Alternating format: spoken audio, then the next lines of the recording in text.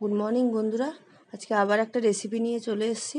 এই যে লোটে মাছের পকোড়া বানাবো। তার জন্য লোটে মাছটা যে ধুয়ে জল ঝারিয়ে নিয়েছিলাম, নিয়ে আর এই যে পাতি লেবু অর্ধেকটা লেবু রস নিয়ে গেলে আমি দিয়ে দিচ্ছি লোটে মাছের মধ্যে। দিয়ে লেবু রসটা দিয়ে দিচ্ছি, ওর মধ্যে আদা রসুন বাটা দিয়ে দিলাম। আমি আদা রসুন বাটার ওই 1 চামচ মতন দিয়েছি। আর এখানে দিয়ে দিচ্ছি হলুদ, লঙ্কার গুঁড়ো আর পরিমাণ মতো নুন দিয়ে দেবো। দিয়ে এটা ম্যাগনেট করে মেখে ভালো করে ম্যাগনেট করে রেখে দেবো আধা ঘন্টা মতন।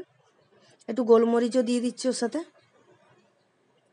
দিয়ে দেখো ভালো করে মেখে নিচ্ছি, নিয়ে আমি আধ ঘন্টা মতন রেখে দেবো এটা। দিলে তাহলে মশলাটা ভালো করে ভেতরে ঢুকবে, ওই জন্য খেতেও ভালো। আর এদিকে একটা বাটির মধ্যে আমি বেসন নিয়ে নিচ্ছি, যে কিছুটা বেসনের ব্যাটারটা বানাবো, তার জন্য কিছুটা বেসন নিয়ে নিয়েছি। আর এখানে একটু চালের গুঁড়ো দিয়ে দিচ্ছি, দিয়ে দেবো পরিমাণ মতো নুন, একটু হলুদ দিয়ে দিচ্ছি। দিয়ে ভালো করে মিশিয়ে এবারে জল দিয়ে আমি ব্যাটারটা বানিয়ে নেবো। অল্প অল্প করে জল দেবো।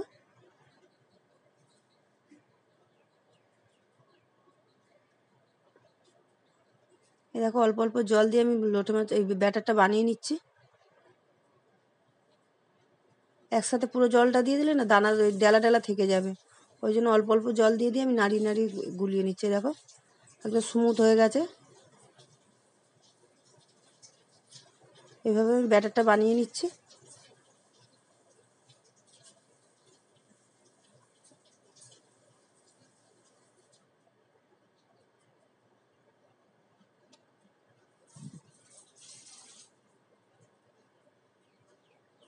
এই যে বানানো হয়ে গেছে, এদিকে আমি কড়াও বসিয়ে দিয়েছি।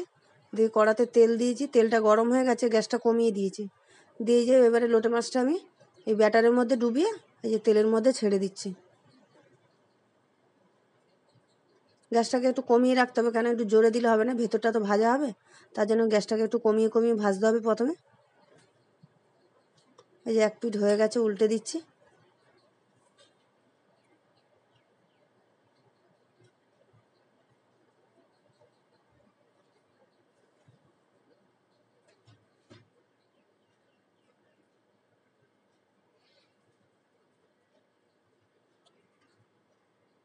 এই যে এবারে গ্যাসটা জোরে করে লাল করে ভেজে নেব।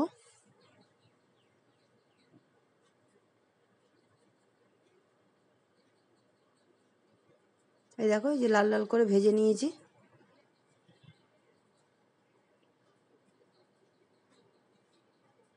আবারও দিয়ে দিচ্ছি। সবকটা এইভাবে আমি ভেজে নেব পকোড়াগুলো। এই দেখো কিভাবে ভেজে নিয়েছি, লাল লাল করে ভেজে নিয়েছি পকোড়া, লোটে মাছের পকোড়া। দেখতে থাকো রেসিপিটা তোমরা প্রথম থেকে।